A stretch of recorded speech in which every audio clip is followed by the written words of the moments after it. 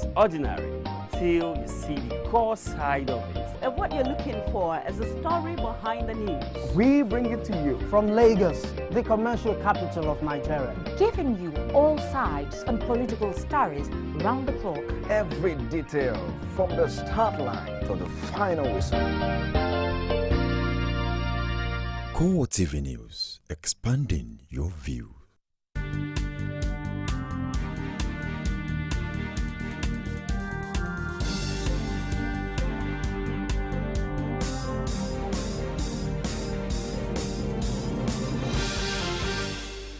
Good evening and welcome to CoreTV Prime Time News.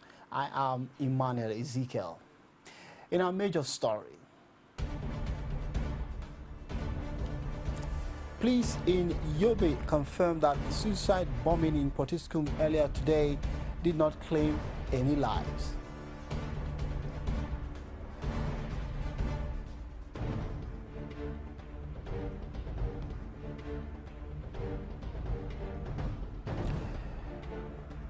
Also in this program, Chris Gigi says there is no rift between leaders of the All Progressives Congress in the Southeast over the position of the Secretary to the government of the Federation.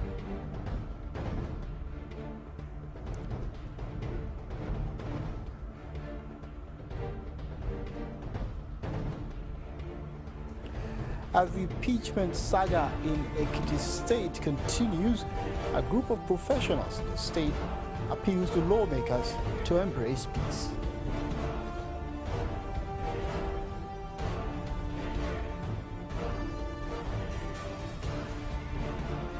And outside Nigeria, the Conservative Party wins the United Kingdom elections as opposition party leaders resign. Welcome. Armed men suspected to be members of the Boko Haram have attacked the College of Administration and Business Studies, Potiskum, the Yobe state capital. The attack, which was carried out about 8 a.m. on Friday morning, according to the State Police Commissioner, Marcus Danladi, in a telephone conversation with CoreTV News, said no lives were lost, but 6 students were injured and were taken to a nearby hospital for treatment. He, however, said that 2 suspects have been arrested by the police in relation to the attack. He further said activities have returned to normal in the school after the early morning attack. This morning around 8:30, 08:00 at 0830 hours, and I'm about to reach our place when I received a phone call from Potiskum that there is a suicide bomber that blew himself in College of Administrative and Business Studies, Potiskum. The suicide bombers were 3. The one that blew himself, killed himself and wounded 6 other students. The other 2 took to their heels. Immediately alerted all the security operatives, the police, and a vigilante JTF, that all efforts should be on deck to make sure that the other 2 are arrested. And also we got 1 arrested. The other one even tried escape through Nangere division, one of the divisions closer to Potiskum. Also the DPO who was on patrol with his men got that one arrested. All the 2 have been arrested that escaped. Okay. We recovered AK-47 rifle and 10 rounds of ammunition with 2 magazines with them. So this investigation is ongoing. In the meantime, the National Emergency Management Agency, NEMA, has commenced the transportation of about 4,000 Nigerian returnees that arrived Gaidam, Yobe State, from the Republic of Niger to their various states after they were asked to return home from the Lake Chad area for security reasons. According to a statement issued by the agency's press officer Ezekiel Manzo, the first batch of the returnees, numbering about 400, were carried in 18 buses from Gaydam to Sokoto and Kebbi states. Director General of the NEMA, Sani Sidi, who was represented by the Director of Search and Rescue, Charles Otegbade, in receiving the returnees, said the agency said the number has risen to about 4,000, while available information indicated that more were being expected. He said in addition to the transportation arrangement for the returnees, NEMA is also providing them with basic support, including food and sleeping materials at the transit camps in Gaydam, as well as facilitated security and medical support from the sick. He said the 2 pregnant women with signs of labor were immediately rushed to the Yobe State General Hospital in the town, where qualified medical personnel were now attending to them. Otegbade also added that the returnees were profiled before being transported and assured the commitment of NEMA to fully support them at the transit camp and movement back home. And staying with NEMA, the Nigeria Emergency Management Authority is assuring motorists and commuters that the gridlock at the Lagos-Ibadan Expressway has been cleared and unhindered movement of vehicles will be facilitated soonest. The gridlock was caused by outbreak of fire on a tanker loaded with oil and trailers. The intervention of Fire Service, FIC, and NEMA brought the situation under control by preventing it spilling into trapped small vehicles. The incident happened at kilometer 48 to Ibadan City. All personnel in the vehicles were rescued unhurt. Motorists should continue their journey en route the area. Now, Acting Inspector General of Police Solomon Arache has promised the enforcement of the ban on roadblocks and its stead effective and motorist patrols on highways that will not infringe on human rights of Nigerians. He made this known when he paid a working visit to police officers in the Southwest Zone at the Lagos Police Command, Ikeja. Patience Ajiboye, who was there, now completes the story. We'll bring this report later in our bulletins. Now, following the killings of that left to some people dead within the last 2 weeks in Benin metropolis, the State Police Command have paraded 39 suspected cultists belonging to different groups for offences ranging from murder, cultism, robbery and other related activities. Our Edo State correspondent Samuel Adegbuyi, while briefing newsmen at the command office in Benin City on the achievements so far recorded, says the suspects have confessed to their crimes.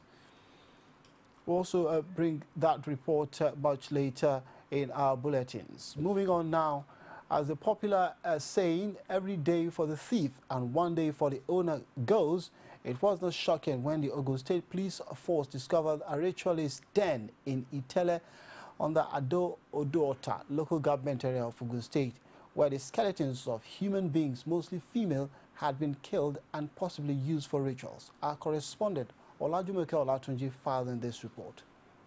Some of those that had been killed, mostly ladies, inside an uncompleted building situated inside the Unity and Peace Estate at Itele-Ota, had their face covered and hands been tied. According to a 28-year-old lady who was lucky to have escaped from the den, stated that she met one of the kidnappers 2 weeks ago after he had approached her for a friendship. He said I look like the person that he knows, but I said I didn't know him.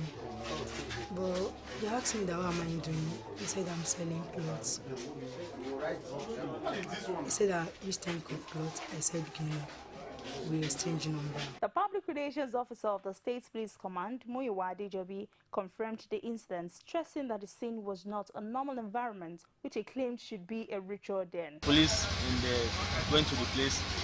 We discovered that the place we met, or we recovered 2 decomposing corpses. As part of efforts in making Ogun State a crime-free environment, the state police is urging members of the general public to cooperate to the government in achieving this vision. Olajumoke Olatunji, CoreTV News, Abeokuta. Now, Chris Ngige has denied claim of a rift among leaders of the Southeast Caucus of the All Progressives Congress over the portion of the Secretary to the government of the Federation. This, he says, is because the party has yet to announce that the SGF would come from the geopolitical zone. Ngige spoke shortly after a courtesy call on the President-elect, Muhammadu Buhari.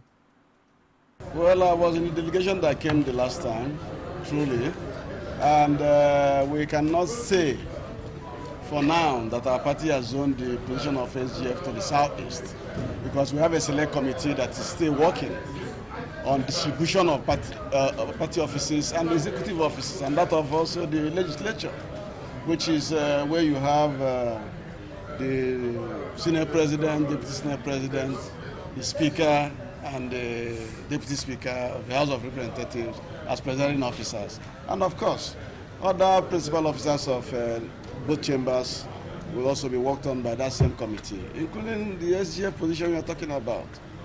So, but the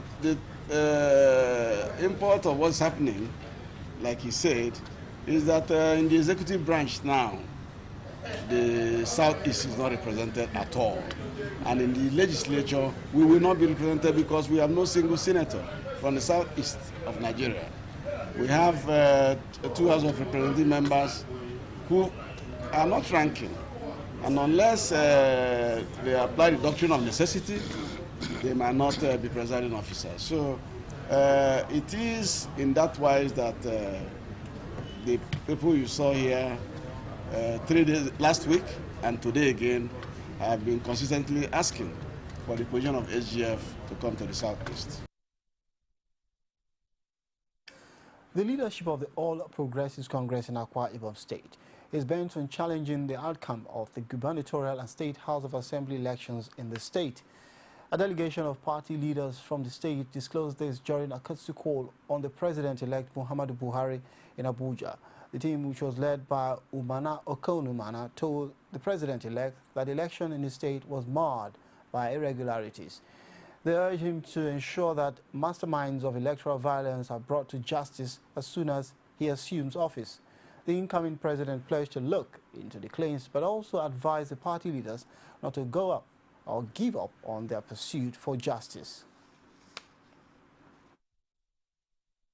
We thank God for giving us the opportunity to practice what we preach. So whoever wins as a legislator, as a governor, has a lot of work to do, because corruption has naturally developed into a culture. And to try to culture people is not an easy task, but it must be done.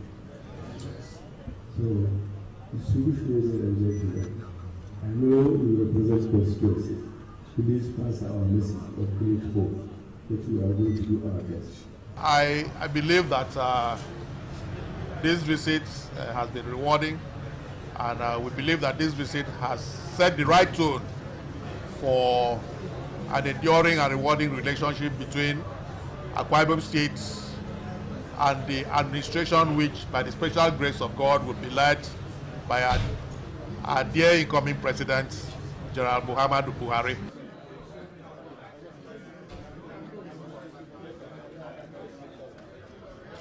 You're still watching CoreTV Prime Time News. We will be back after this break with details of the appeal by a group of Ekiti State at 19 APC lawmakers over impeached threat on Governor Ayodele Fayose. Don't go away. Introducing Smart Connect, we get plenty awoof to allow you talk, text, and browse nyafu for tin in the money.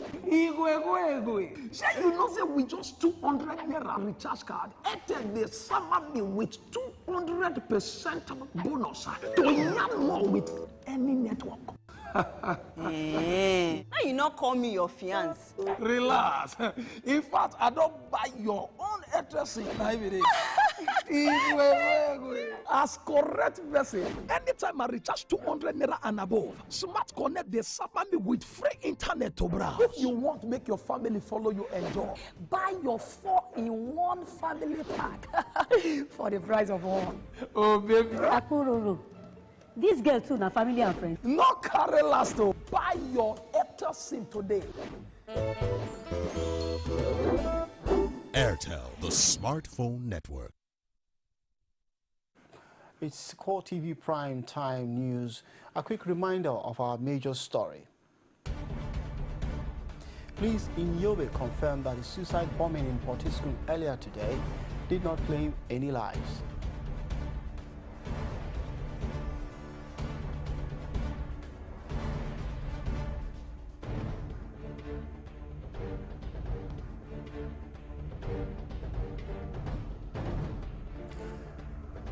Chris Ngige says there is no rift between leaders of the All Progressives Congress in the Southeast over the position of the Secretary to the government of the Federation.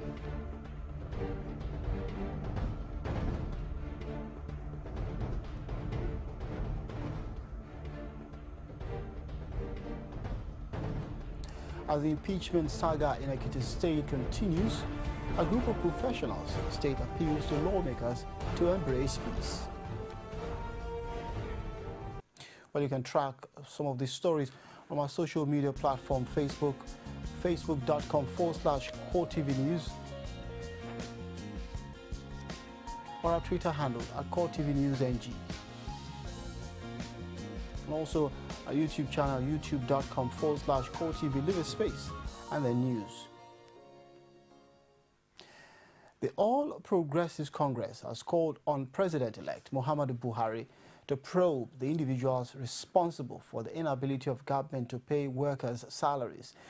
The Imo State Governor and Chairman, APC Governors Forum, Rochas Okorocha, said this. He said that the President, Goodluck Jonathan, and the Minister of Finance, Ngozi Okonjo-Iweala, must take responsibility for unpaid salaries and the poor state of Nigeria's economy. Also, two APC governors faulted a claim by the federal government that many state governments could not pay salaries because they did not prioritize the payment of workers' salaries. They included Oyo State Governor Abiola Ajimobi and his Osun State counterpart, Rauf Aregbesola. Speaking in separate interviews, the governors laid the blame for the inability to pay workers' salaries on the doorstep of the federal government. Okorocha decried a situation where the state governments had found it difficult to pay workers' salaries, maintaining that the president and the minister should own up on their mistakes. The governor, who spoke through his chief press secretary, Sam Owumenedo, argued that Okonjo-Iweala should not have shifted the blame, since the complaint of the inability to pay salaries was also coming from some of the PDP-controlled states. Festus Adebayo, who is the special advisor media to Oyo State Governor Abiola Ajimobi, said the federal government was wrong to pass the blame on state governments. Reacting, Rauf Aregbesola said his administration had prioritized payment of workers' salaries, adding that the state had been augmenting workers' salaries with its hard-earned savings since 2013. And Cross River State Governor Liel Imoke has denied reports that he is interested in taking over the position of the national chairman of the People's Democratic Party, which is currently occupied by Adamu Muazu. Imoke, who spoke with journalists at the Margaret Ekpo International Airport in Calabar, said he would stay from public office after May 29 handover and remain a firm member of the party. Speaking specifically on reports that he was lobbying for the party's top job, Imoke said he never made such a move.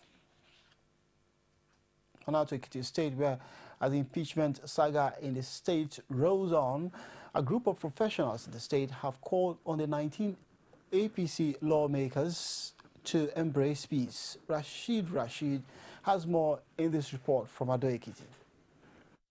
The impeachment move instituted against Ayodele Fayoshe by the 19 APC lawmakers has been a discussion on the lips of every resident in Ekiti, and it gets more interesting when all entreaties to settle the imbroglio has proved futile.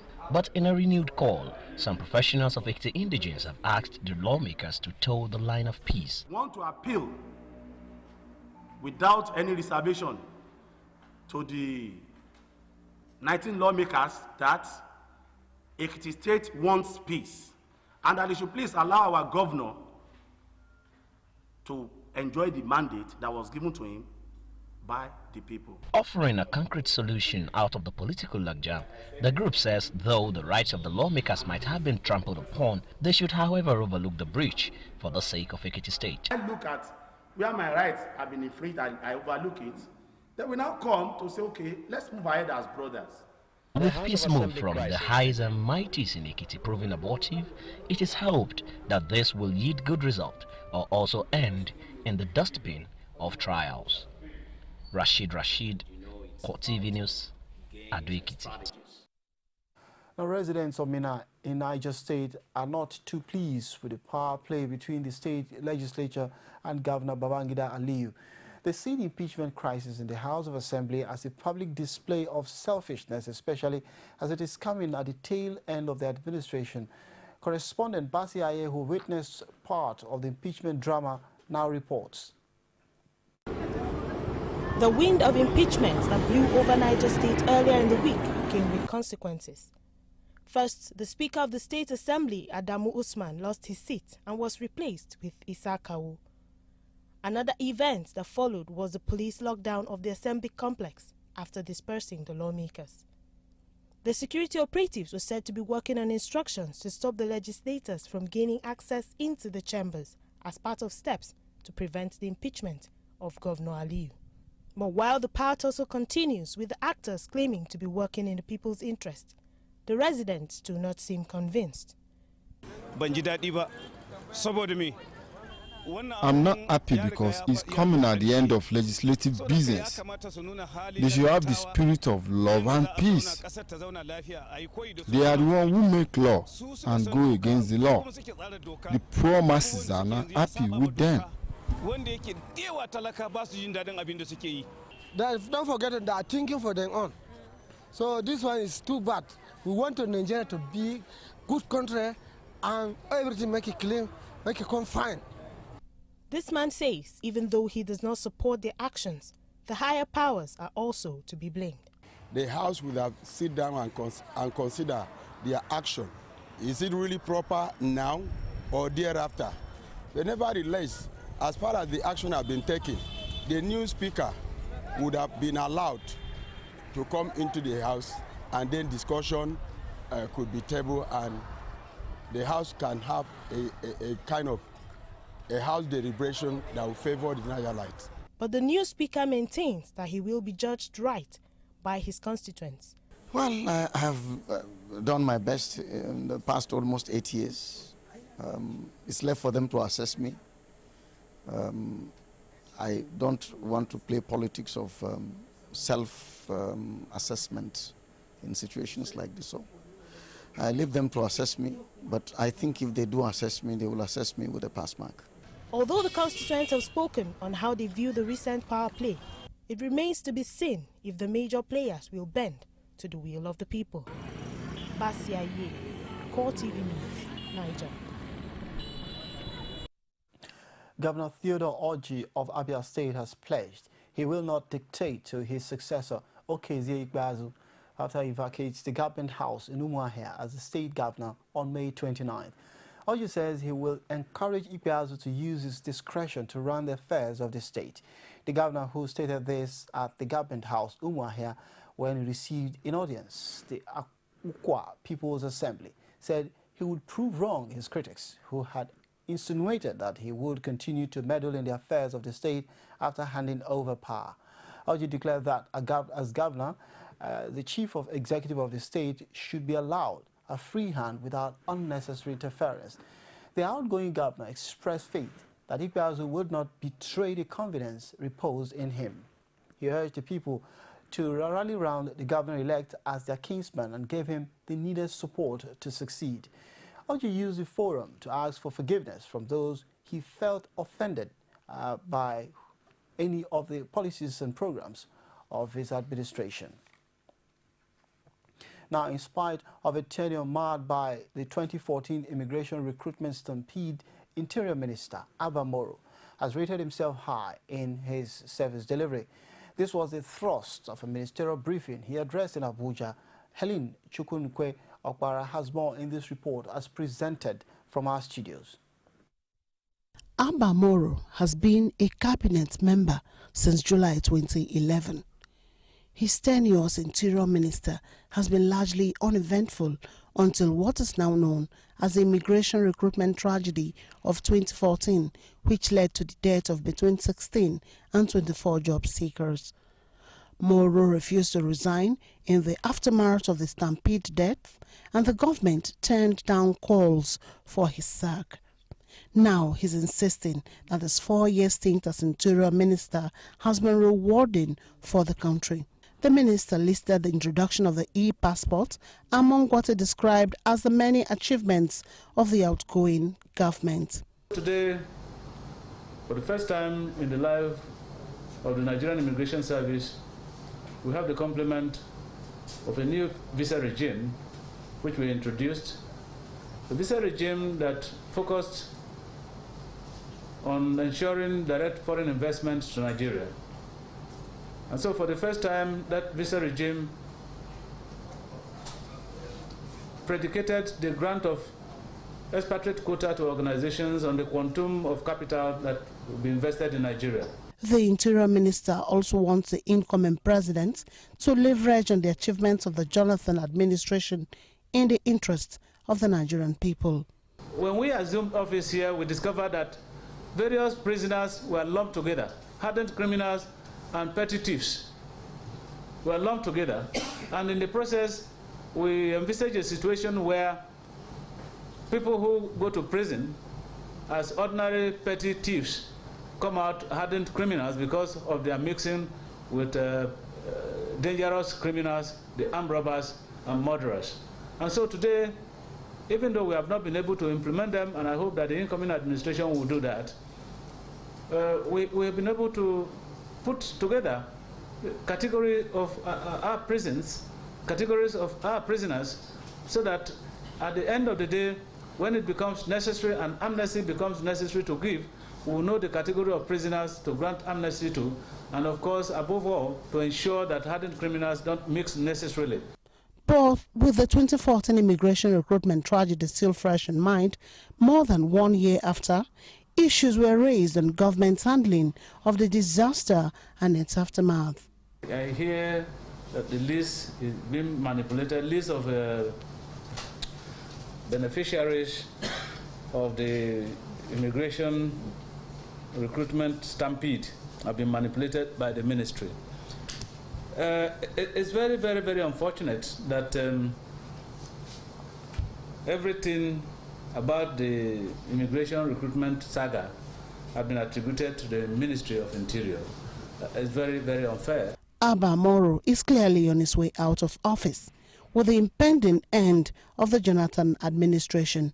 But it is also clear that his tenure as minister will be remembered by Nigerians one way or the other.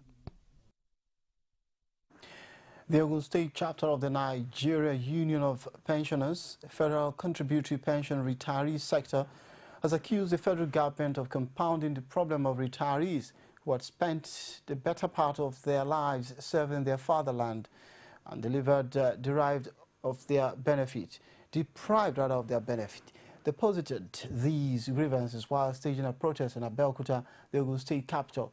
Olajumoke Olajuji has more in this report.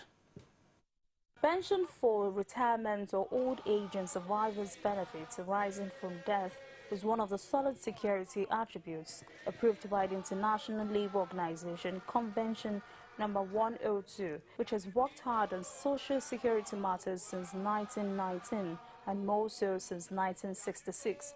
Against all arguments that has been advanced, including the freedom of the individual worker to live his life the way he deems fit with his hard-earned money, without being burdened with pension issues, pension scheme has become accepted in most, if not all, the countries of the world. But according to many, it seems to be the other way around in this part of the world. Speaking on some of the challenges confronting the pensioners, the chairman of the union, Samuel Ademola Kojusola, urged the federal government to revert the idea of putting some of them who had been in the service before 2004 in the old scheme and not under the scheme. We have served the federal government for 35 years. 10 months ago, you are here to release our entitlement. Enough is enough. Bangkok, give us our right. Pensioners also indicated that the Pension Reform Act 2004, Section 4 stipulated that retirees will not have less than 50% of their last pay as monthly pension, but as of the date of their retirement, but none of them enjoy such benefits since inception of the act up to your date. It was confirmed that more than 4.6 trillion have been saved for the pensioners. We are not suffering. The entitlements are not paid. The pension was not paid. Over 10 months, we have not been paid. They should pay us now. We want it now. Don't transfer this suffering to another, the new government. Pay us now. Many have continued to say that nothing can be more gratifying to observe that the pensioner is being paid his well-deserved entitlement saved for him over the years so that he or she could live longer to enjoy his retirement, consequent upon diligent service rendered. Olajumoke Olatunji, CoreTV News, Abeokuta. President Goodluck Jonathan has felicitated with a former head of the interim national government, Ernest Shonekan, and a former governor of Old Anambra State, Jim Nwobodo, on their birthdays. While Shonekan is celebrating his 79th birthday, Nwobodo clocks 75 come Saturday. In a statement by his special advisor on media and publicity, Ruben Abati, the president said Nigeria owes Shonekan a huge debt of gratitude for his immense contributions to national development. The president prayed that God will continue to guide and bless the former head of government. Also, in a congratulatory letter to Nwobodo, the president noted that the former governor had every cause to celebrate and thank God for his benevolence on the occasion of his 75th birthday. He wished them very happy birthday celebrations. In the meantime, President Goodluck Jonathan has congratulated Prime Minister David Cameron and the Conservative Party of Great Britain on their victory in the country's elections. The congratulatory message was contained in a statement made available to journalists in Abuja by the President's Special Advisor on Media and Publicity, Ruben Abati. Jonathan assured Cameron and the Conservative Party of the best wishes of the government and people of Nigeria as they prepare to form a new British government, backed by the clear majority in Parliament, which they won in Thursday elections. We'll be back with business, sports stories, and outside Nigeria after this break. Don't go away. Every day of the week will bring to you divergent views on news making the headline. If people who commit crime are being rewarded with national honors, with national appointments, then where are we going in this country? It's not about whether it was Jonathan or whether you are going to have a Buhari. It's the kind of political structure we run. Sometimes it gets confrontational. We are talking about a Buhari who at 41 became head of state. The man did not exhibit the attribute of somebody that is strong intellectually. So, comrade, you're saying if you become governor, you're going to bring back Okada? You will bring back the market women from the streets? Excuse me, don't put words in my mouth. On Core Digest, we bring all of this to the court of public opinion, where you are the judge.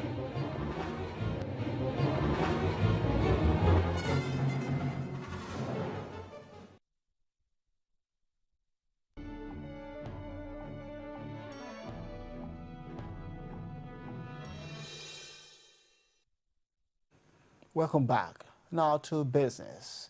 How can Nigeria substantially improve her overall economic competitiveness, expand her non-oil revenue base, and give a more efficient approach in collection of taxes and government dues? Oluwaseyi Adegoke has the details on the post-election discourse series tagged Budget. Her report. According to the 2014 IMF Article 4 consultation document, Nigeria's non-oil revenue is just 40% of non-oil GDP, compared to an average of 10 to 15% of the non-oil GDP for other oil producers. The budget believes government must adapt and protect economies for the vagaries of finite commodities. All sectors in Nigeria are crying for help. Reform in this context is talking about government willingness to look at the systems and structures of regulatory agencies, tax agencies, and reform the system that could block leakages of the revenues that are collected by government. The cost of governance at the moment in Nigeria should be looked into by the next administration, which requires a strong political will. We can't change what has happened in the past, but at least going forward, we need to stop people from doing the business as usual method of going forward. For starters, everybody in the world has moved on from, this is my cousin's brother, I become minister of something, I have 22 special assistants. What are you using special assistants for? Though companies in Nigeria are really overtaxed, going by the current economic situation, there are things governments can easily do. There are a whole lot of miscellaneous and illicit fees and fines that are routine, regular, continuous on daily basis that go a long way in inhibiting businesses. It goes beyond taxing them, but to making them inactive, ineffective, and even killing them. The euphoria of Nigeria's general elections are over. Citizens will certainly look to elected politicians to fulfill campaign manifestos, regardless of the irrefutable fact that Nigeria lies in the mire of weak public finances. Oluwaseyi Adegoke, CoreTV News, Lagos. The Federal High Court in Lagos has granted an order granting leave to BGL by way of judicial review for orders of secretarial prohibition, declaration and mandatory injunction in respect of a case brought before Justice M.N. Yunusa, asking the Investments and Securities Tribunal and the Securities and Exchange Commission, SEC, to give up and restore the control of the affairs of the company to its board. This order was granted on April 30, 2015, 10 days after the news broke from a national daily reporting the suspension of the BGL board and the appointment of an interim management for the group by the Securities and Exchange Commission, a report later affirmed by the AG of the SEC in widely publicized news platforms. The status quo is to remain while the case is adjourned to the 25th day of May 2015 for a report of compliance and hearing of the motion on notice. The federal government has given the Nigeria Airspace Management Agency, NAMA, approval for installation of new navigational aids in 6 airports across the country. NAMA says the approval given by the federal government is part of efforts to ensure safety and security at Nigerian airports. The managing director of NAMA, Engineer Abdul Salam Ibrahim, made this known in a media chat at the agency's headquarters at the Murtala Mohammed Airport, Lagos. Abdul Salam further said that NAMA, after replacing the navigational aids of these 6 airports, the functional ones from the 6 airports will be moved to other airports to enhance the operations of the agency. This is just as the agency disclosed that it has taken over the provision of air navigation services at Kebbi, Dutse, Bonny Island Aerodrome, Forcados Aerodrome and Bauchi airports, while the federal government has cleared the debt on the Tracon Support Services Old Thales of France, contractor that handled the project. The NAMA boss also disclosed that the agency has another alternative to voice communication that is expected to tackle issues where voice networks is too good in the country and also to cover the oceanic region like Lagos and Niger Delta. He stated that the modus of data link was in advanced stage, adding that it will soon be activated to provide information to the aircraft from the ATC and the total radar coverage of Nigeria Tracon. And the federal government has ordered the Bureau of Public Enterprises to privatize the railway. The National Council on Privatization, NCP, has directed the BPE to begin the process of transferring it to private sector investors. BPE's head, Public Communications, Alex Oko, says the exercise is part of the government's railway reform, restructuring and privatization program. The objectives include providing a framework for private sector-led growth through expansion and expanded domestic and foreign investment, while improving NRC's ability to provide adequate, safe, reliable and efficient rail services. A new railway bill, one of the 8 reforms bills recently approved by the NCP and Federal Executive Council, is currently before the National Assembly for passage into law. It seeks to, among others, repeal the NRC Act of 1955. And the Naira traded around 221 Naira 10 kobo to $1, with a 0.63 price improvement compared to yesterday's exchange rate of 222 Naira 50 kobo to $1 at the bench black market. The Nigerian currency improved by 0.85% this week. Meanwhile, oil price continues to swing up and down in the international oil market following initial heavy decline since the last quarter of 2014.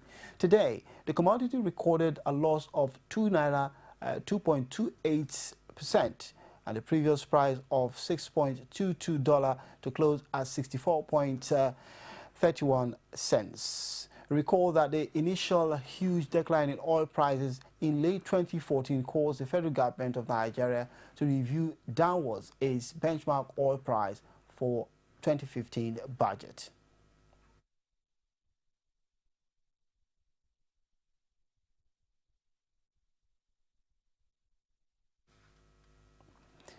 And now let's join Sabina Izoku for the day's stock market report. CoreTV News Stock Market Report. Hello there and welcome to the Stock Market Report segment with me, Sabina Izoku. The equities market on the floor of the Nigerian Stock Exchange ended on a negative note today as the Nigerian All Shares Index depreciated by 0.01% to close at 34,388.12 basis points. The market capitalization declined to close at 11.67 trillion naira. In all, a total volume of 23.4 million units of shares, valued at 363.4 million naira, were exchanged in 549 deals. And on the gainer side, CAP PLC topped the chart, followed by Union Bank of Nigeria, First Bank Nigerian Holding, C&I Leasing, and Guaranty Trust Bank. And for the losers side, National Salt Company of Nigeria topped the chart, followed by Vitafoam, Unity Bank, Echo Transnational Incorporation, and United Bank for Africa. And on the top trade side, Zenith Bank topped the chart, to follow by Access Bank, Union Bank of Nigeria, Sky Bank, and Continental Insurance. Just before we wrap up the stock market report, here's the currency trade for today. I am Sabina Izoku.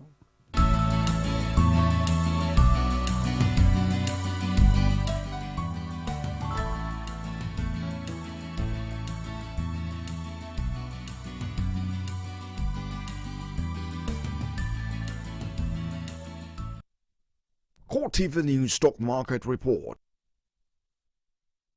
And now it's time to bring you some sports stories.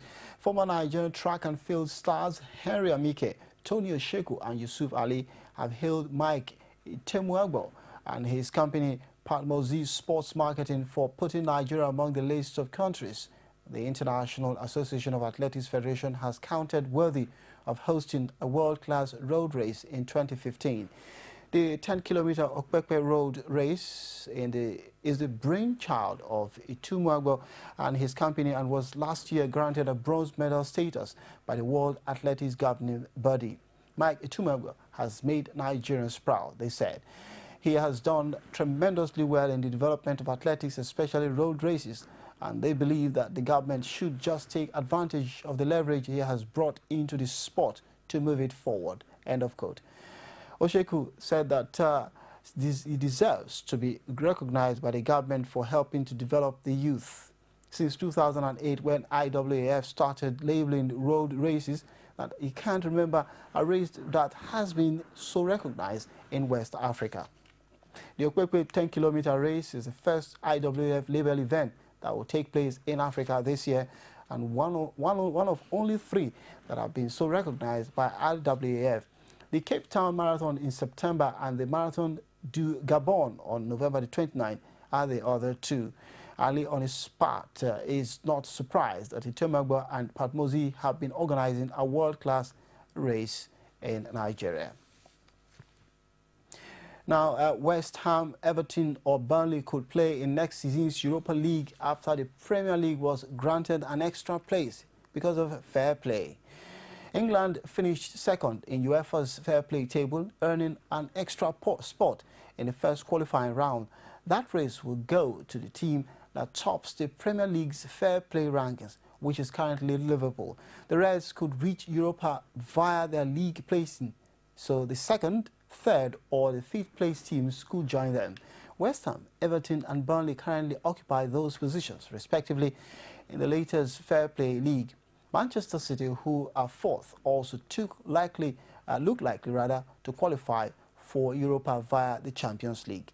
In those standings, points are removed from the teams for the number of yellow and red cards they receive. Now, positively, they play their respect towards opponents and the referee and how their club staff have behaved. There are 3 games remaining in the Premier League, with West Ham United set to host Everton on the penultimate weekend. As it stands, the teams that finish 5th and 6th in the Premier League are guaranteed a Europa League spot. But that could drop to 7 if Arsenal win the FA Cup, as they will hand over the 3rd Europa League place, having all but reached the Champions League next season. In the meantime, Manchester United were forced to sign PSV Eindhoven forward Memphis Depay early because of interest from French League leaders Paris Saint-Germain. Old Trafford boss Louis van Gaal said the club wanted to wait until the summer to bring in the 21-year-old Dutch winger.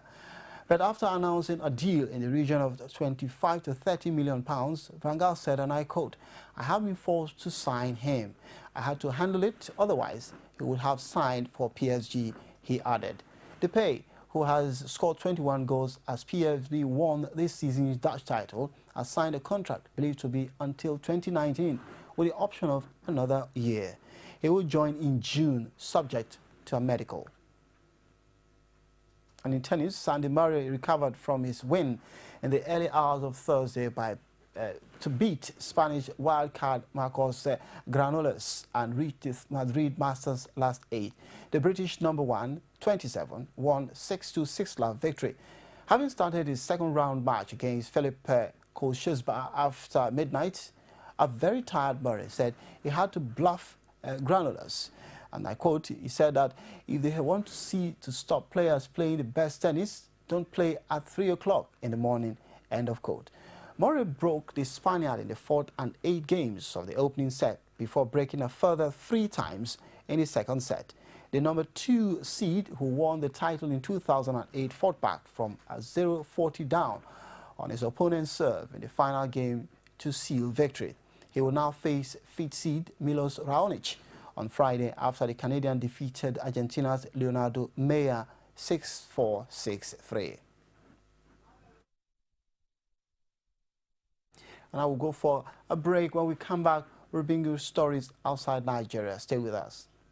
You can now watch CoreTV News live from anywhere in the world on our website, www.coretvnews.com. Click on Live TV on our website and watch us live. And welcome to CoreTV Primetime Days. To follow us on Twitter, click on Twitter icon on our website.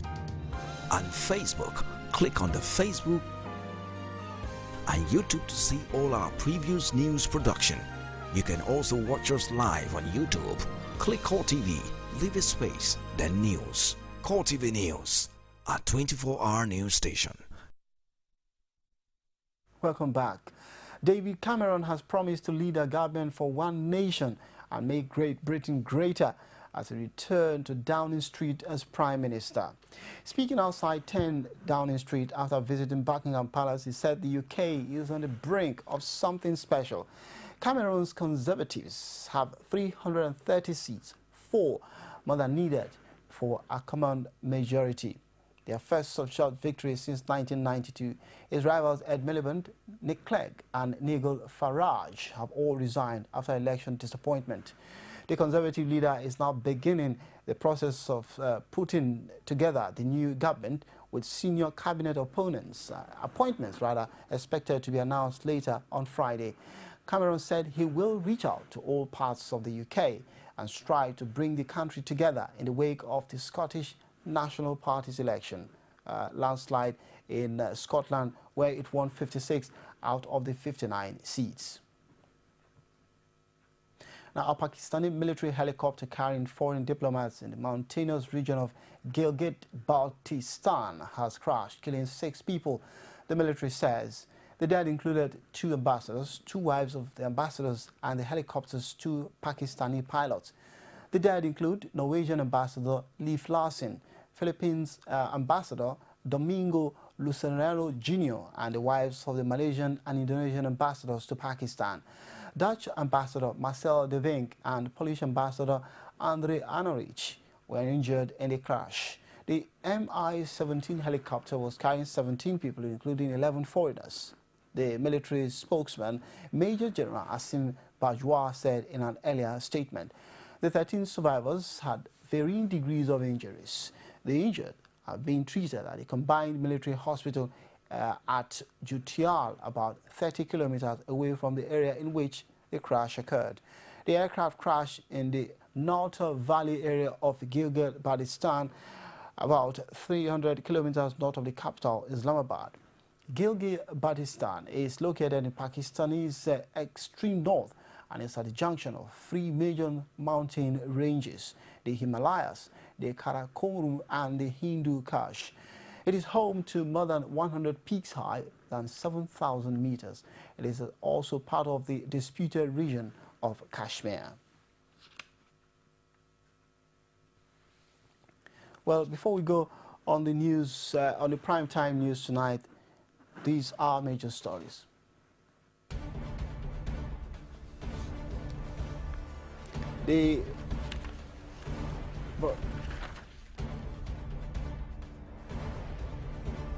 Confirmed that the suicide bombing in Portiskum earlier today did not claim any lives.